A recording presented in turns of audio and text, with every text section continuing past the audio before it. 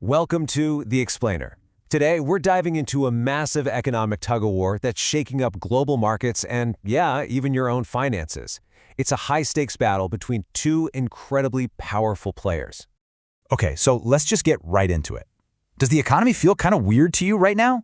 On one hand, inflation numbers are looking better, which you'd think is great news. But then the Federal Reserve is just not cutting interest rates. And on top of that, you've got big banks like JP Morgan saying they don't see any rate cuts coming. So what gives? Well, the reason for all this confusion is a massive fight happening behind the scenes. And at the very heart of this conflict are two people: the chairman of the Federal Reserve, Jerome Powell, and of course, Donald Trump. Now, this isn't just political theater. This is a real fight for control over the U.S. economy, and all of our money is caught right in the middle. So to really get what's going on, let's start with the Fed. Right now, the Federal Reserve and its chairman are facing, well, a pretty serious storm of controversy. And we're not just talking about interest rates. These are attacks that are questioning the very independence and integrity of the entire institution. According to our source, economist Erkin Oz, Powell is basically getting a taste of his own medicine. The accusation is that he's facing all this political heat from Trump because allegedly he played politics himself. The story goes that Powell made a surprise and pretty big 50 basis point rate cut right during Trump's election period, a move that some saw as a way to stir up economic trouble for the Trump administration at a really critical time.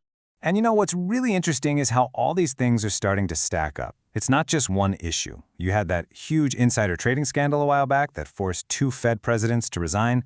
There were even rumors going around about Powell's own trading, though nothing was ever proven. And now you add this investigation into a massive, and I mean $2.5 billion renovation of the Fed building. See, all these things together start to chip away at the Fed's authority, making it look a lot less untouchable. So here's the crucial takeaway. The whole argument about whether the Fed is independent or not might be asking the wrong question. The source argues that a central bank is never really independent. The real question is, who does it answer to? Is it serving the agenda of politicians here at home, or is it serving the interest of international bankers and big global money? And that question right there sets the stage perfectly for the other guy in this fight. Okay, so let's flip the coin and talk about the other side of this tug-of-war, Donald Trump. Because while the Fed is dealing with a credibility crisis, Trump seems to be actively trying to create a stability crisis. He almost seems to thrive on economic chaos. And I mean, just look at the sheer scale of this. It's not just one little policy debate. He's openly fighting with the Fed chair. He's threatening the Supreme Court. He's kicking off unpredictable trade wars. He's been accused of meddling with the courts and, according to the source, even using all this chaos to benefit his family financially. This is a multi-front war against pretty much every established institution out there. And just to give you a sense of how intense this gets, he recently sent a warning to the Supreme Court over his tariffs. The word he used, scrooved, is, well, it's some very coarse slang. It basically means you're about to get cheated or screwed over. Threatening the highest court in the country with language like that, it's completely unprecedented, and it sends these huge shockwaves of instability through the markets, which, hate uncertainty more than anything. Okay, so you have this epic power struggle at the top. But how does that actually affect the markets in the real world? When the two biggest economic forces in the country are pulling in opposite directions, where does the money go? Let's take a look. This probably won't surprise you. When there's this much uncertainty, investors run for cover. And where do they go? To gold. The classic safe haven asset has been surging, hitting a new record high. When people lose faith in policies and institutions, they turn to something they can hold. Silver is also going through the roof, hitting its own all-time highs. Now, our source calls this the Trump effect. The theory is that Trump and his allies are actively pushing for precious metal prices to go up, and that for the first time in years, U.S. banks have actually switched to betting on silver, basically following his lead. This chart here really tells the story perfectly. You've got precious metals just soaring because of all the instability. But on the other side, you have riskier assets that are getting totally left behind. Things like altcoins, which really need investor confidence and good vibes to take off, are just stuck in neutral.